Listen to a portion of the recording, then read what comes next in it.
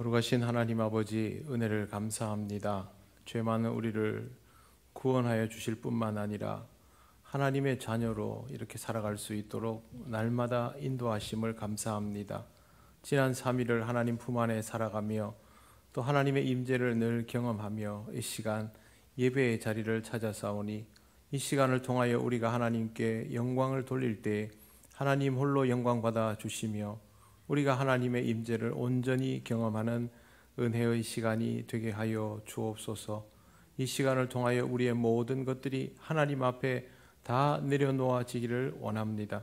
하나님의 크신 은혜로만 채움받는 귀한 시간이 되기를 원합니다. 성령께서 우리를 인도하여 주셔서 오늘 이 시간 드리는 예배를 통하여 온전히 채움받게 하옵소서. 하나님, 우리가 하나님 앞에 올려드릴 기도의 제목이 참 많습니다.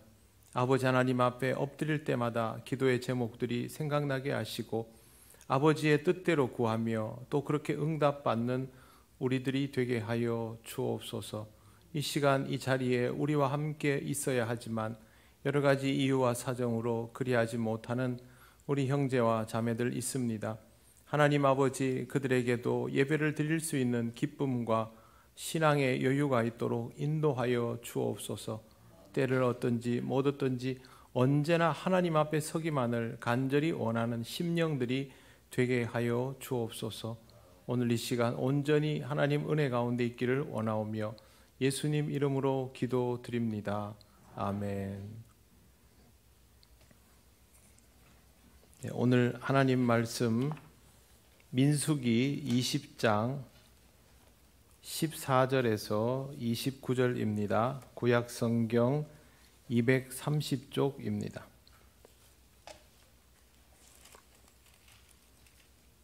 민수기 20장 14절에서 29절 말씀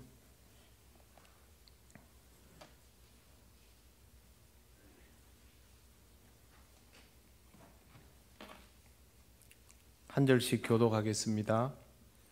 모세가 가데스에서 에돔 왕에게 사신을 보내며 이르되 당신의 형제 이스라엘의 말에 우리가 당한 모든 고난을 당신도 아시거니와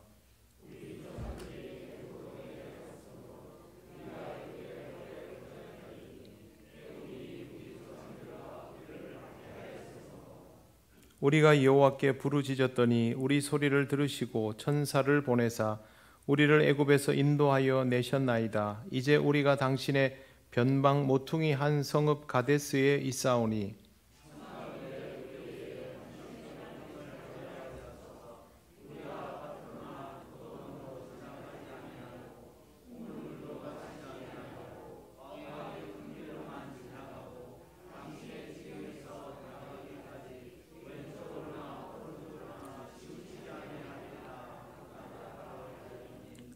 에돔 왕이 대답하되 너는 우리 가운데로 지나가지 못하리라. 내가 칼을 들고 나아가 너를 대적할까 하노라.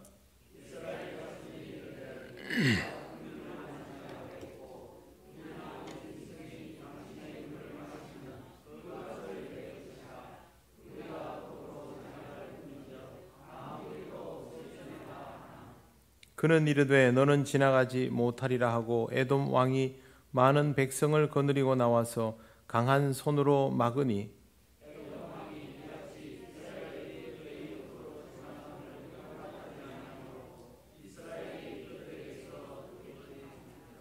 이스라엘 자손 곧 온 회중이 가데스를 떠나 호르산에 이르렀더니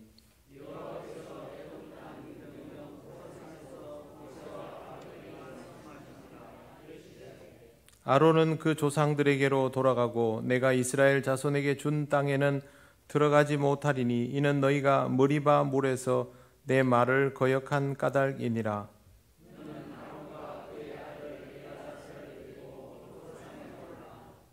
아론의 옷을 벗겨 그의 아들 엘르아살에게 입히라. 아론은 거기서 죽어 그 조상에게로 돌아가리라.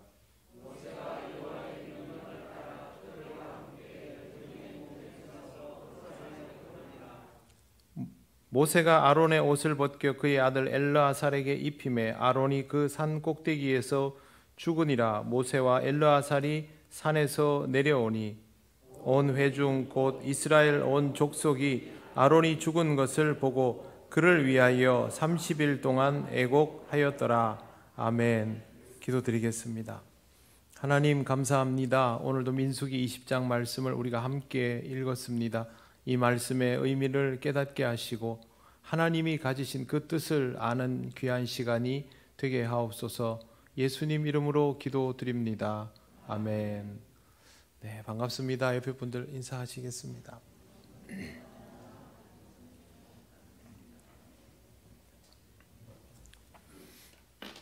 네, 오늘 말씀은 모세가 에돔 왕에게 사신을 보내어서 글을 써서 전달하는 내용으로 구성이 되어 있습니다. 먼저 14절 말씀 보시면 모세가 가데스에게 에돔 왕에게 사신을 보내며 이르되 그리고 당신의 형제 이스라엘의 말에 우리가 당한 모든 고난을 당신도 아시거니와 그렇게 되어 있습니다. 이 문장이 좀 쉬운 문장을 어렵게 써놓았습니다. 그래서 공동번역 개정판을 제가 읽어드리겠습니다. 당신의 아우 이스라엘이요 당신께서도 아시다시피 우리는 온갖 고초를 겪어왔습니다. 실제로 에돔은 에서의 후손이니 야곱의 후손인 이스라엘과 형제 사이인 것이 맞습니다. 그리고 이스라엘은 지금까지 굉장히 험난한 여정을 이어왔습니다. 그래서 모세가 사신을 보내서 이렇게 인사를 할 만합니다. 지금까지 참 어려운 길을 걸어왔음을 이제 이야기하기 시작합니다. 15절을 보시면 우리 조상들이 애굽으로 내려갔으므로 애굽에 오래 거주하였더니 애굽인이 우리 조상들과 우리를 학대하였으므로 라고 말합니다. 그리고 16절에 우리가 여호와께 부르짖었더니 우리 소리를 들으시고 천사를 보내사 우리를 애굽에서 인도하여 내셨나이다 라고 말하고 있습니다. 애굽 생활을 하면서 애굽인들에게 학대를 많이 당하고 너무 힘들어서 하나님께 부르짖었고 하나님이 응답해 주셔서 천사를 통해서 기적과 능력을 행하시고 애굽이 이스라엘을 놓아주도록 하셔서 애굽에서 나오게 되었다라는 말을 에돔 왕에게 하고 있는 것입니다. 이렇게 말하는 이유는 고생을 했기 때문에 이렇게 의사표시를 하는 것이기도 하지만 지금까지 여기 온 것이 본인들의 의지가 아니라 하나님의 인도하심에 의해서 오게 되었다라는 말을 하고 있는 것입니다. 본인들의 의지이면 본인들이 어떤 의중을 가지고 있는가에 대해서 에돔 왕이 조금 궁금해할 수도 있기 때문에 자신들도 그런 의지 없이 여기에 인도하심을 따라 오게 되었다라는 말을 하는 것입니다. 그렇게 해서 도착한 것이 가데스입니다. 가데스는 부르기에 따라서 이곳의 변방이 될 수도 있고 저곳의 변방이 될 수도 있는데 성경에 기록된 것에 의하면 지금 이곳은 에돔의 변방으로 여겨집니다. 여기서부터 가나안 땅에 들어가려면 이곳을 통과를 해야만 합니다. 편지를 그렇게 쓰는 것이죠. 17절에 보시면 청하건대 우리에게 당신의 땅을 지나가게 하소서라고 하면서 자기가 할 수 있는 이스라엘로서 해야 할 기본적인 예의를 갖추고 있습니다. 그 다음에 보시면 우리가 밭으로나 포도원으로 지나가지 않고 우물물도 마시지 않고 이렇게 말합니다. 그런데 이스라엘이 광야에서의 생활이 굉장히 힘들었지 않습니까? 그러면 광야에서 만나와 메추라기만 먹고 물도 없어가지고 쩔쩔매고 했던 이 사람들이 길을 지나면서 주변에 우물도 있고 포도원도 있고 다른 밭도 있고 거기 곡식도 있고 이러면 어떤 마음이 들겠습니까? 먹고 싶은 생각이 들지 않겠습니까? 그런데 인구가 엄청나지 않습니까? 쉽게 딱 생각해 봐도 통제하기 어려운 상황이 올 수 있습니다. 그럼에도 불구하고 모세는 이런 상황에서도 통제를 해서 안전하게 무리 없이 지나가도록 하겠다라고 말을 하고 있는 것입니다. 모세의 단호한 의지가 여기에 있습니다. 심지어는 물도 마시지 않겠다고 합니다. 물은 마실 수도 있지 않겠습니까? 그러나 그것도 하지 않을 만큼 조심을 시키겠다는 뜻입니다. 큰 길로만 지나가겠다라는 말은 에돔인들의 실질적인 영토는 밟지 않겠다라는 뜻입니다. 본문에 나오는 이 길은 왕의 대로라고 불립니다. 이스라엘 보면 밑에 사해가 있지 않습니까? 사해 아래쪽으로 돌아가는 두 개의 길이 있습니다. 하나는 사막대로, 하나는 왕의 대로라고 불리워지는데요. 이 두 개의 길을 통해서 이집트에서 아브라함의 고향인 메소포타미아까지 연결이 되어 있습니다. 옛날식 고속도로처럼 교역로입니다. 교역로. 그 당시에는 아무 길로나 갈 수 없고 이런 길로 가야 지름길이 되고 또 그만큼 안전이 보장을 받습니다. 그렇기 때문에 무역상들이 다 이 길을 이용해서 다녔고 지금 이스라엘 자손도 이 길로 가려는 이유가 이 길로 가야 가나안으로 갈 수 있는 제일 짧은 경로가 됩니다. 만약에 이 길로 가지 못하게 되면 밑으로 둘러가거나 또 왼쪽으로 돌아서 올라가거나 해야 되는데 왼쪽에는 이스라엘과 같은 시기에 내려온 블레셋들이 이제 막 자리를 잡고 있는 시기가 되기 때문에 그리로 가는 것은 사실상 힘들고요. 결국에는 우리가 성경에서 보아서 안 것처럼 오른쪽으로 돌아서 가야만 하는데 이 왕의 대로를 통과하지 못하면 한참을 둘러서 가게 됩니다. 그렇기 때문에 모세가 어떻게 해서든 이 경로를 최대한 단축시켜 보려고 하는데 문제는 이 길이 에돔 나라 한가운데에 있었던 겁니다. 그래도 이 도로만 가겠다는 거죠. 옆에 그들의 영토를 밟지 않고 그대로 도로만 통과해서 지나가게 할 테니까 지나가게만 해달라는 것이 모세의 말이었습니다. 그러나 에돔 왕의 입장은 이게 쉽게 허락해 줄 수 있는 게 아닙니다. 18절 말씀에 보시면 에돔 왕이 이렇게 대답을 합니다. 너는 우리 가운데로 지나가지 못하리라. 그 다음에 내가 칼을 들고 나아가 너를 대적할까 하노라. 모세의 입장에서는 지름길임에 틀림이 없지만 에돔 왕의 입장에서는 용납이 안 되는 상황입니다. 왜 그러냐 하면 장정 60만이 이 나라 안에 쑥 들어오는 거죠. 그러면 가족들까지 합치면 최소한 200만, 가축까지 하면 더 하겠죠. 어떤 식으로든 국가 안에 움직이는 국가가 들어오는 형태가 되는 겁니다. 그리고 이 사람들이 이스라엘 자손이 사실상 비무장이라 하더라도 나름대로의 도구들을 다 가지고 있지 않습니까? 망치도 있고 농기구도 있을 것이고 뭐 짝대기도 있을 것이고 그 짝대기가 순식간에 몽둥이가 될 수도 있는 것이고요. 그렇기 때문에 이 사람들이 만약에 폭도로 변하면 설사 그들을 제압한다 할지라도 에돔 국가는 초토화될 가능성이 높습니다. 임금의 입장에서는 이걸 용납해 줄 수가 없었던 겁니다. 그렇기 때문에 에돔 왕은 굉장히 단호하게 모세의 제안을 거절하고 내가 칼을 들고 나아가 너희를 대적할까 하노라 라고 하면서 사실상 적개심을 가집니다. 들어오면 우리는 전쟁해야 된다. 그렇게 표시하고 있는 것입니다. 모세가 물러나지 않고 다시 청을 하고 있습니다. 19절 보시면 이스라엘 자손이 이르되 우리가 큰 길로만 지나가겠고 우리나 우리 짐승이 당신의 물을 마시면 그 값을 낼 것이라. 물 마시게 되면 비용을 지불하겠다라고 말합니다. 그리고 우리가 도보로 지나갈 뿐인즉 아무 일도 없으리이다 하니 성경을 보면서 이 정도면 좀 허락해 줘도 되지 않을까라는 생각이 들 정도로 모세가 간곡하게 부탁을 하고 있습니다. 그래도 에돔 왕은 단호합니다. 20절 보십시오. 그는 이르되 너는 지나가지 못하리라 하고 에돔 왕이 그 다음에 보십시오. 에돔 왕이 많은 백성을 거느리고 나와서 강한 손으로 막으니 여기까지입니다. 말로만 지나가지 못하리라가 아니고요. 실제로 군대를 동원해서 들어오지도 못하도록 국경에서부터 막아선 것입니다. 어떤 경우에도 허락되지 않는다라는 것이죠. 여기에 나오는 강한 손이라는 말은 히브리어로 하자카입니다. 이것은 강하다는 의미뿐만 아니라 맹렬하다는 의미도 있습니다. 그 말은 에돔이 당장이라도 전투를 불사할 기세로 원천봉쇄를 했다라는 뜻입니다.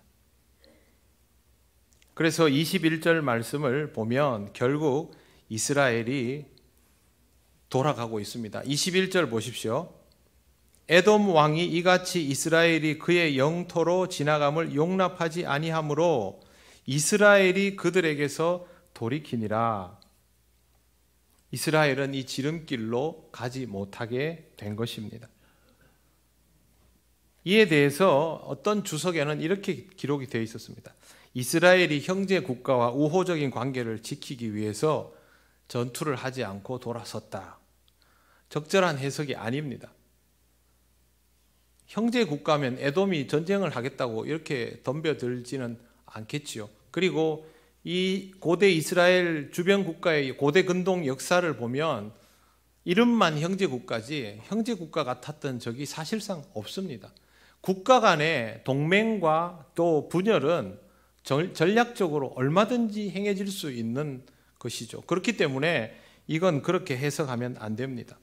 실질적으로 지금 이스라엘 60만을 가지고 에돔의 정예병과 전투를 하면 객관적으로는 무조건 집니다. 전쟁을 할 수 있는 상태가 아닌 것이죠. 우리가 보기에는 현실적으로 이스라엘이 에돔의 허락 없이 여기를 지나갈 수 있는 방법은 없습니다. 우리가 생각해야 될 것들은 이런 게 아닙니다. 여러분 이 말씀을 보면서 어떤 생각이 들었습니까? 좀 통과하게 해주지 십보도 고약하네. 성경에 보면 에돔이 이스라엘을 괴롭힌 적이 참 많다 보니까 우리는 그걸 전반적으로 보면서 에돔이 참 고약하네 라고 볼 수도 있지만 국제 정세는 그렇게 볼 수 있는 것이 아닙니다. 더 중요한 사실은요, 이스라엘이 들어가고자 하는데 에돔이 막으면 보통은 하나님께서 이럴 때는 어떻게 하십니까? 하나님 이스라엘 편을 들어줘가지고 에돔을 이기게 해주거나 뭐 갑자기 뭐 에돔 군대가 눈이 멀어가지고 지나가도 못 알아보거나 뭐 이런 일이 있어야 되지 않습니까? 보통 성경에는 그런 사건들이 있는데요. 성경에는 에돔에 대한 어떤 판단도 여기에는 지금 나와 있지 않습니다. 하나님께서 에돔에 대해서는 아무 말씀도 하지 않는 것입니다. 이스라엘도 군말 없이 돌아서고 있고 하나님께 뭘 해달라고 구하지도 않습니다. 보통 우리는 이런 장벽 앞에 서서 돌아서게 되면 너무 안타까운 일이면 하나님께 구하지 않습니까? 하나님, 내가 이 길로 가면 지름길인데 이 길로만 지나가게 해주십시오. 당연히 그렇게 하지 않습니까? 근데 성경에는 그런 것도 없습니다. 여기를 통과하게 되지 못하면 누구 탓입니까? 에돔의 탓입니까? 그렇게 보고 싶겠지요. 그러나 성경은 그렇게 말하지 않습니다. 24절을 한번 보십시오. 23절에 모세와 아론에게 여호와께서 말씀하여 이르시되 라는 구절이 있고요. 24절 보시면 아론은 그 조상에게로 돌아가고 내가 이스라엘 자손에게 준 땅으로 들어가지 못하리니 이는 너희가 무리바 물에서 내 말을 거역한 까닭이니라. 이렇게 되어 있습니다. 하나님께서 이스라엘이 그곳을 지나가지 못하고 둘러가게 되는 것에 대해서 당연하다라고 반응하시는 겁니다. 뿐만 아니라 그 다음 말씀이 더 무섭습니다. 아론도 못 간다는 거죠. 그리고 나서 여기 보시면 무리바 사건 때문에 아론이 여기에서 죽고 못 들어간다라는 것을 다시 한번 분명하게 말씀하고 있습니다. 그러면 에돔이 여기를 막은 것은 에돔의 뜻이라고 말할 수 없죠. 이스라엘 입장에서는 이스라엘이 잘못해서 이렇게 상황이 된 겁니다. 이스라엘이 처음부터 하나님 말씀에 순종하였으면 가나안의 진작에 들어갔습니다. 그런데 하나님 말씀에 불순종했기 때문에 지금 뺑뺑이를 돌고 있지 않습니까? 그런데 거기에서 그치지 않고 무리바에서 또 한 번 사고를 쳤지 않습니까? 물론 거기에서 모세도 같이 사고를 치지만 이스라엘의 불순종이 이제는 무르익을 대로 무르익은 상태에 있죠. 이런 상황에서 에돔이 가로막아 선 것은 에돔이 잘못한 일이 아니라 이스라엘이 잘못했기 때문에 빚어진 일이라는 겁니다. 제가 이 말씀을 드리는 이유는 우리가 어떤 일을 하다가 장벽에 부딪히면, 그래서 뜻대로 일이 되지 않으면 그것 때문에라고 말하고 싶어 합니다. 그리고 그걸 통과하기 위해서 하나님께 구하기도 합니다. 그러나 그것을 막으시는 이는 하나님이시라는 거죠. 그렇게 장벽이 막혔을 때 그 장벽을 문제 삼거나 그것을 통과할 생각만 하거나 할 것이 아니라 이게 왜 막혔느냐 하는 것을 생각해야만 하는 것이고, 그리고 그것을 받아들일 줄도 알아야 하는 겁니다. 내가 하나님 앞에 불순종했기 때문에 이 시간을 허비하고 있는 것이죠. 그리고 하나님은 이렇게 말씀하여 주시지 않습니까? 이스라엘의 불순종으로 인하여 결국에는 주의 종들도 사고를 치게 되고, 그렇게 또 한 번 뺑뺑이를 돌면서 아론은 결국 약속의 땅에 들어가지 못하게 되는 겁니다. 신앙생활에 있어서 이 부분은 굉장히 무섭게 작용합니다. 교회도 영적으로 성장해야 될 시기가 있는데 그 시기를 놓치지 못하면 결국 정체하거나 퇴보할 수밖에 없습니다. 그때 교회의 성장을 막아서는 여러 가지 요인들이 있겠지요. 우리는 그러한 요인들을 문제 삼습니다. 그것 때문에 우리가 성장하지 못하고, 그것 때문에 정체하고, 그렇게 원인을 거기에 둡니다. 하지만 그렇지 않습니다. 그 모든 일의 주권은 하나님께 있습니다. 하나님께서 그 일을 통해서 우리가 무엇을 잘못했는지를 깨닫게 하시는 것을 알아야 하는 것이죠. 개인도 마찬가지입니다. 왜 내 인생이 답보 상태에 있을까? 내 인생의 신앙의 성장이 이루어지지 않을까? 정체하고 퇴보하고 있을까? 왜 내가 신앙생활을 하는데 계속 앞에 장벽이 세워지는 것일까? 어떤 사람은 인생이 고속도로 같더만 왜 나는 이렇게 꼬부랑길을 계속 돌아가는 것일까? 내 앞에 계속 나타나는 장애물을 끊임없이 탓하며 화를 돋우지 말고, 하나님께서 왜 나에게 이러한 것들을 계속 제공하여 주시는가를 생각해야 합니다. 지금 하나님께서는 아직 신앙의 초보 단계에 있는 이스라엘에게 알려주시지 않습니까? 지금 이렇게 뺑뺑이를 돌다가 영적 지도자들이 광야에서 생을 마감하는 이유는 너희가 불순종하였기 때문이다. 알려주시지 않습니까? 하나님이 우리에게는 우리의 어리석음들을 알려주시지 않을까요? 당연히 말씀하여 주시죠. 그러면 우리는 그걸 깨달아야 하는 겁니다. 그리스도인들은 기본적으로 문제의 원인을 밖에서 찾으면 안 됩니다.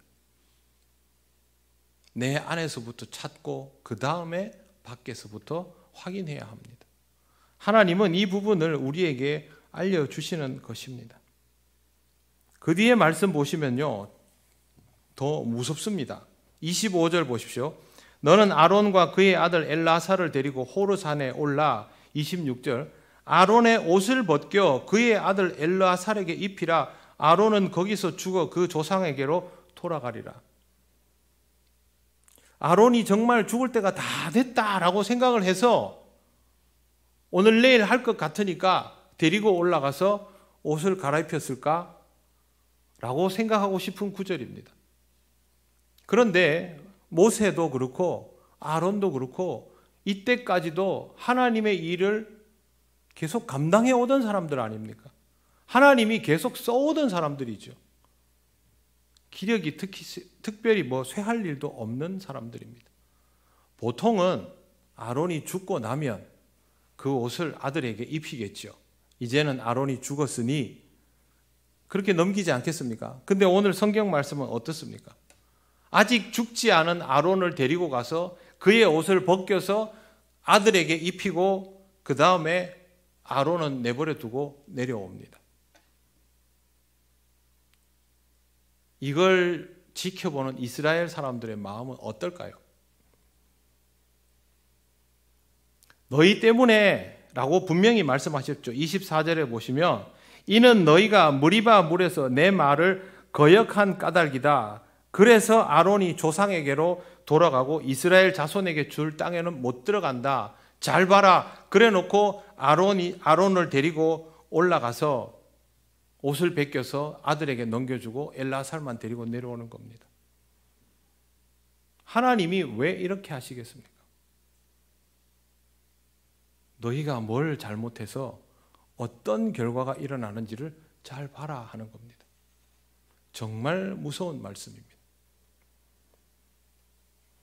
모세는 여호와의 명령을 따라서 그대로 행하고 결국에는 28절 보십시오. 모세가 아론의 옷을 벗겨 그의 아들 엘르아살에게 입히매 아론이 그 산꼭대기에서 죽으니라. 옷을 그렇게 갈아입히고 나니까 아론은 정말 거기서 하나님 말씀 그대로 죽었습니다. 그 다음에 엘르아살이 산에서 내려오는데 29절 온 회중 곧 이스라엘 온 족속이 아론이 죽은 것을 보고 그를 위하여 30일 동안 애곡하였더라 라고 되어 있습니다. 하나님의 말씀에 순종하지 않아서 일어나는 결과는 이렇습니다. 약속의 땅에 들어가서 한참을 살아야 할 사람들이 약속의 땅에 들어가지도 못하고 광야를 유리하고 떠돌고 그들의 앞길이 가로막혀 있는 상황에서도 하나님께 도움을 청할 수도 없고 하나님도 침묵하시고 에돔은 가로막아 서 있고 아무 말도 못하고 돌아서고 이렇게 또 시간을 허비하는 동안 하나님께서 세워주신 지도자들은 나이가 들어서 더 늙어가고 그러다가 광야에서 세상을 떠나고 나중에 하나님은 모세는 눈이 흐리지도 않았는데 하나님께서 말씀하신 그대로를 이루시며 모세도 들어가지 못하게 하시고 불순종이라는 것은 이렇게 무섭습니다. 그때 상황에는 내가 기준이 되어서 하나님 앞에 내가 원하는 것들을 요구하고 그것이 이루어지지 않으면 불평불만을 하고 하나님께서 세워주신 종들을 향하여서도 온갖 할 수 없는 말들을 쏟아놓고 마음대로 할 수 있을 것 같았지만 결과적으로는 자기 자신들을 가장 해롭게 하는 그런 상황에 이르고 말았던 것이죠. 그들이 무엇 때문에 광야에 나왔습니까? 약속의 땅에 가기 위해서 나왔고 하나님께서 그 약속을 주셨지 않습니까? 그럼에도 불구하고 지금 그들은 누구도 나중에 들어가지 못하게 됩니다.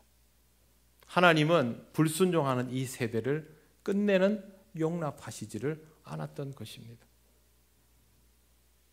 우리는 이 말씀을 두려운 마음으로 보아야 합니다. 신앙은 나 자신을 돌아보고 우리 자신을 돌아보는 것이 먼저여야 합니다. 예수님께서 제자가 되려면 자기를 부인하고 그거부터 해야 된다고 말씀하셨지 않습니까? 자기를 부인한다라는 것은 나도 알아차리기 어려운 나 자신의 실체를 먼저 발견해야만 자기를 부인하는 것이 가능해집니다. 우리 스스로 우리를 돌아보아야 하고 그 다음에 모든 것 속에서 하나님의 주권을 인정해야만 합니다. 신앙이 깊어진다라는 말은 하나님의 주권을 인정하는 지경이 넓어진다라는 뜻입니다. 신앙생활을 처음 시작하면요, 하나님이 역사하시는 곳도 있고 하나님이 역사하시지 않는 곳도 있고 그렇습니다. 하나님이 역사하시는 상황도 있고 하나님이 역사하시지 않는 상황도 있고 그렇게 받아들입니다. 그런데 여러분, 신앙이 깊어지면 깊어질수록 어떻습니까? 내가 예전에는 하나님이 역사하시지 않는 것 같은, 하나님이 임재하시지 않는 것 같던 그런 영역과 상황에서도 하나님은 여전히 일하고 계신다라는 걸 깨닫게 되죠. 이 지경이 넓어지는 것이 우리에게는 굉장히 중요합니다. 그래야 하나님의 주권을 인정하게 됩니다. 어떤 사람이 순종을 잘하는 사람인가? 주인이 항상 나를 지켜보고 있다는 것을 잘 아는 종이 순종을 잘하는 종입니다. 머리가 똑똑해가지고 시키는 대로 또박또박 알아듣고 눈치 빠르게 행동하는 게 순종을 잘하는 게 아니고요. 늘 주인이 나를 지켜보고 있다는 것을 잊지 않는 사람이 순종을 잘합니다. 우리가 뭐 대단해서 하나님 앞에서 그렇게 영민하게 행동할 수 있습니까? 하나님이 늘 나와 함께 있다는 것만 의식해도 우리 마음대로 못합니다. 그래서 우리는 하나님의 주권을 인정하는 것을 할 줄 알아야 되고, 그걸 늘 하다 보면 하나님의 의도를 알아가게 됩니다.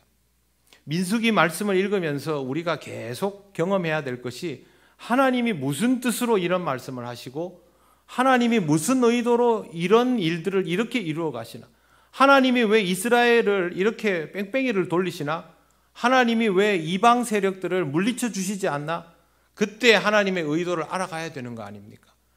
그런 것들을 알아갈 때 우리가 그때 비로소 하나님께 우리 자신을 조금씩 맞추어 갈 수 있는 것입니다. 하나님은 그래도 이스라엘에게 기회를 주십니다. 하나님께서 이 민족이 잘 못하시면 멸절시키는 것이 아니라 불순종하는 세대는 멈추게 하셔도 또 기회를 주셔서 이스라엘이 약속의 땅으로 들어가게 하시는 분입니다. 아니면 그냥 소멸시켜 버릴 수도 있죠. 우리는 아직도 말씀을 들을 수 있는 기회를 가진 사람들입니다. 이 기회를 소중하게 생각할 수 있어야 합니다. 아직도 내 귀에 하나님의 말씀이 들리고 주의 말씀이 들릴 때마다 내 마음에 울림이 있고 찔림이 있다라는 사실은 하나님이 나에게 아직도 기회를 주신다는 것, 내가 아직도 신앙의 여정을 이어갈 수 있다라는 뜻입니다. 그러므로 사랑하는 성도 여러분, 여러분 인생의 여정에 많은 둘러감이 있었다 할지라도 더 어리석음을 행하지 않고 하나님의 뜻을 깨달아서 하나님의 말씀, 하나님의 의도를 읽어가면서 하나님 앞에 조금이라도 더 순종하는 자로 살아가게 되시기를 바랍니다. 그래야만 하나님께서 여러분에게 약속하신 그 여정의 종착점에 하나님과 함께 이룰 수 있습니다. 여러분의 신앙 여정을 그렇게 잘 의식하면서 하나님과 동행해 나가시기를 바랍니다. 기도드리겠습니다. 그동안 우리 앞을 가로막는 많은 것들을 볼 때마다 우리도 모르는 사이에 그것을 문제 삼고 원인으로 여겼던 적이 많습니다. 그러나 오늘 말씀에서 보는 것처럼 그게 문제가 아니었지요. 우리 자신이 불순종해서 다 만들어낸 상황들입니다. 순종하였다면 그냥 지나갈 수 있는 것도 우리가 불순종했기 때문에 그렇게 스스로 정체의 요인을 만들어 왔습니다. 이 시간 하나님 앞에 이렇게 기도하기를 원합니다. 하나님, 내 앞을 가로막는 것들을 문제라고 여기지 않게 하시고, 그러한 일들이 있을 때마다 하나님께서 내 안의 문제들을 보게 하심을 감사하고, 하나님 앞에 내 삶의 문제를 스스로 끄집어내며 인정할 수 있게 하옵소서. 하나님의 말씀을 귀담아 들으며 하나님께서 인도하시는 이 여정을 믿음으로 이어가게 하옵소서. 이 시간 다 같이 기도드리겠습니다. 아버지 하나님, 감사합니다. 하나님의 은혜로 살아오면서도 우리 앞에 다가오는 모든 문제들을 탓하며 살아왔습니다. 하나님, 우리 인생이 힘들고 어려운 것들을 모두 다른 사람들을 원망하며 살아왔고 이 세상을 원망하며 살아왔습니다. 하나님, 그래봐야 우리 인생이 늘 정체되고 퇴보하는 것밖에 없었습니다. 아버지 하나님, 이제는 우리가 더 어리석지 않기를 원합니다.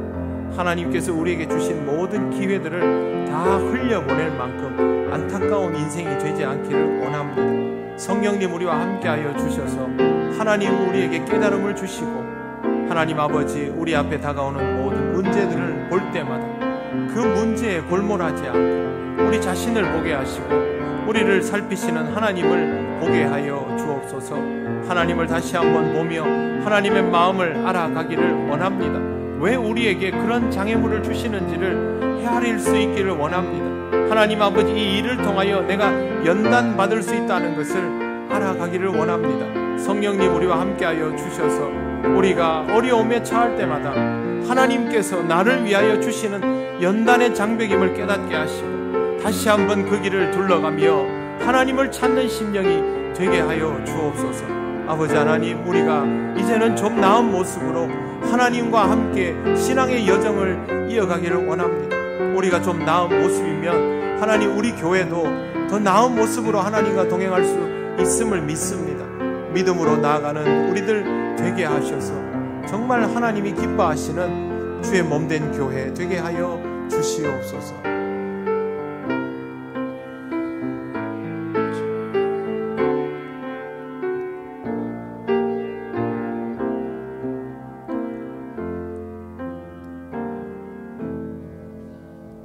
하나님 아버지, 은혜를 감사합니다.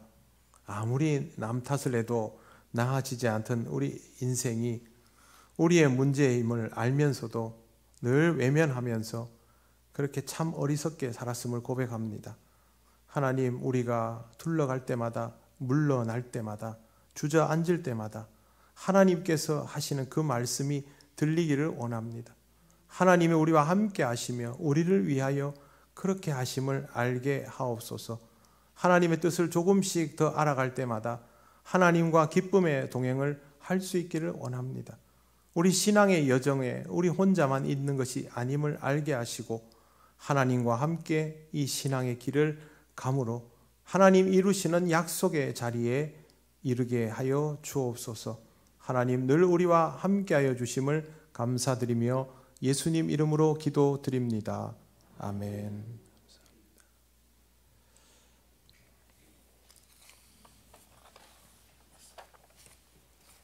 교회 소식 전하겠습니다.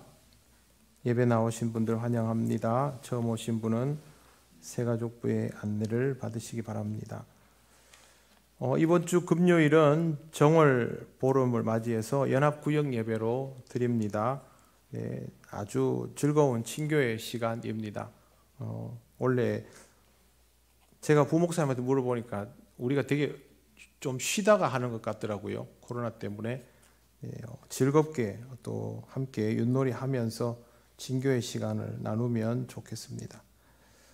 대신방은 2월 14일부터 시작이 됩니다. 구역장은 신방 가정을 사무실에 알려주시고 가정에서는 기도로 준비하시기를 바랍니다. 겨울 성경학교, 아동부 겨울 성경학교와 청소년부 동계 수련회는 하나님 은혜 가운데 잘 마쳤습니다. 기도와 물질로 후원해 주신 분들께 감사드립니다.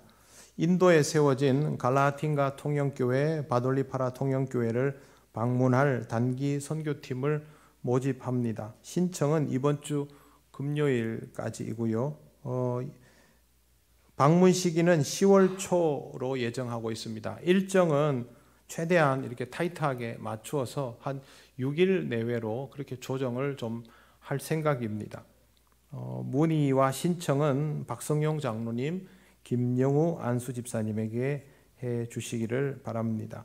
성도학교가 이번 주 화요일부터 개강이 되었습니다. 여러분, 이런 기회를 통해서 열심히 공부하시고 또 신앙의 성장을 이루는 데 유익을 얻으시기를 바랍니다. 과목은 주보에 나와 있습니다. 첫 주를 빠지더라도 다음 주부터 또 오셔도 되니까요. 또 내일 저녁에도 김민철 목사님 공부가 있습니다. 함께 하셔서 유익을 얻으시기를 바랍니다. 네, 다른 광고는 주보를 참조해 주십시오. 이제 우리가 다 같이 주님께서 가르치신 기도를 올려드립니다. 하늘에 계신 우리 아버지, 아버지의 이름을 거룩하게 하시며 아버지의 나라가 오게 하시며 아버지의 뜻이 하늘에서와 같이 땅에서도 이루어지게 하소서.